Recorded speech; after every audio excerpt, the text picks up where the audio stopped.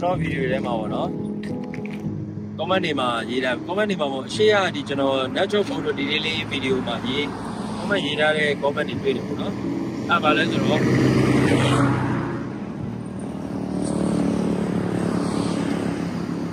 chỉ là Coolray Sport bọn nó đi cá review lâu bây giờ đượcပြောကြပါလေဒီကားကကျွန်တော်တစ်ခါမှreview မလုပ်ဘူးပါဘူး review လုပ်ဖို့လည်းစီစဉ်တော့မရှိဘူးเนาะဒါပေမဲ့ကျွန်တော်ဒီကားနဲ့ပတ်သက်ပြီးတော့အချင်းချင်းလေးနဲ့ပြပြပေးပါမယ်ကျွန်တော်ဒီကားနဲ့ခီးသွားတာ9ခေါက်လောက်ရှိတယ်เนาะအဲ့လိုခီးဝေးတွေသွားတာပေါ့เนาะဆက်ဆက်ရအကုန်လုံးအဆင်ပြေပါလေအဲ့လိုChina made car disease ဆိုပေမဲ့အဲ့လိုမောင်းတဲ့ feeling ကနည်းနည်းလေးပိုကောင်းတဲ့ SUV တွေ mid-size SUV တွေမောင်းရတဲ့ feeling မျိုးဖြစ်တယ်ပေါ့နော်ဒီကပါဝါကတော့ 1.5 turbo ပေါ့နော် 1.5 turbo ဆိုပေမဲ့ကျွန်တော်တို့လူ4ယောက်ခီးသွားတဲ့လူ4ယောက်ပစ္စည်းအပြည့်ပေါ့နော်ကျွန်တော်ပြအများတန်းဒီလိုအပြည့်ပေါ့နော်အဲ့လိုအပြည့်ကိုကျွန်တော်တောင်တက်ခီးလည်းသွားတယ် highway ခီးတွေလည်းသွားတယ်ပေါ့နော်ဆိုတော့ဘာရှော့မှမရှိဘူးကားအဲ့လိုဝတ်သွားတာတော့ဘာလို့လည်းမရှိဘူးဘယ်လိုပြောမလဲ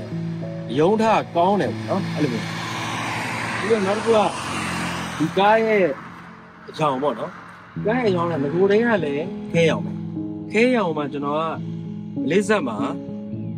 matte PPF ကတ်ထားကျွန်တော်ရဲ့ Ford တော်လိုမျိုးပဲအမဲအပြောင်အမဲအမိန်ကိုပြောင်းလိုက်တဲ့ပုံစံမျိုးနော်မိကိုအပြောင်မိကိုအမိန်ပြောင်းလိုက်တဲ့ပုံစံမျိုးနော်ပြီးတော့နောက်ကဒီကားရဲ့မောင်းရတဲ့ feeling ပေါ့နော်မောင်းရတဲ့ feeling ကဒါကျွန်တော်တော်တော်ကြိုက်တယ်လို့ပြောလို့ရတာ SUV လည်းကျွန်တော်ကြိုက်တယ်ကြိုက်တော့ဒီလိုမျိုး SUV full size SUV တွေလည်းကျွန်တော်ထပ်ပြီးတော့မဝယ်ချင်ဘူးပေါ့နော်မဝယ်ချင်တဲ့ mid size SUV ကိုကျွန်တော်လက်ရှိုင်နဲ့ကားတွေအစုံမောင်းကြည့်နေဒီကားကိုကျွန်တော်ရွေးလိုက်တာပေါ့နော်ကျွန်တော်တကယ်လည်းပြောဒီကားမတိုင်ခင်ကဘယ်ကားဝယ်ဖို့လဲဆို Mitsubishi ASX ပေါ့နော်အဲ့ဒါဝယ်မလို့စဉ်းစားတယ်ဒါပေမဲ့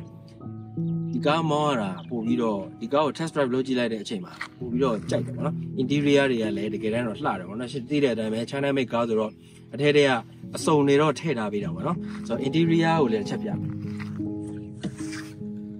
ဆိုတော့ interior တော့ဒီလိုလေးရှိတယ်ပေါ့နော်ဆိုတော့ဒါကတော့ infotainment ပါမယ်ဒါကတော့ digital cluster ပေါ့နော် digital cockpit ပေါ့နော်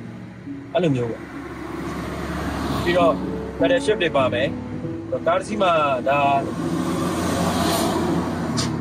နည်းနည်းလေး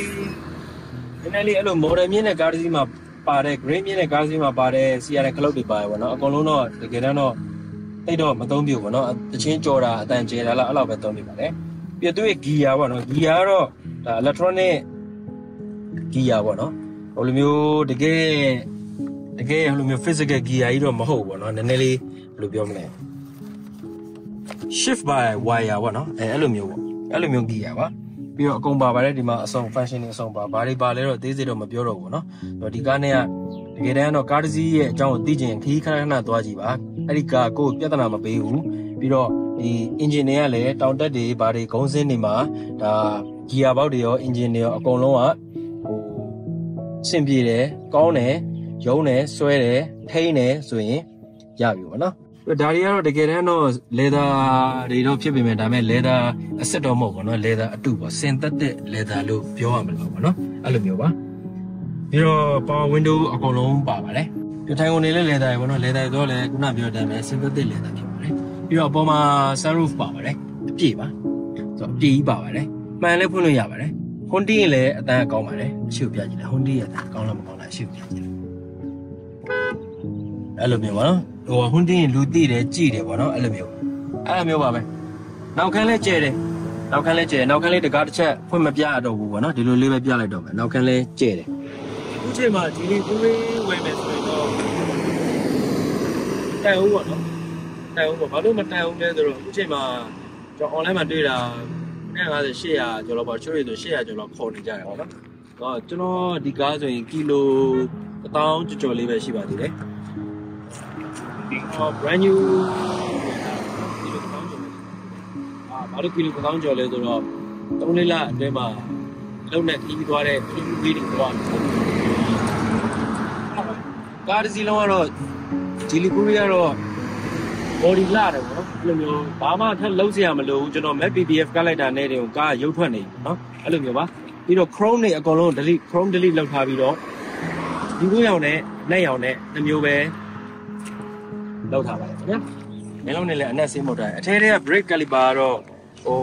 shoe brake shoe ကတော့ငကိုတွေကအနီးပေါ့နော်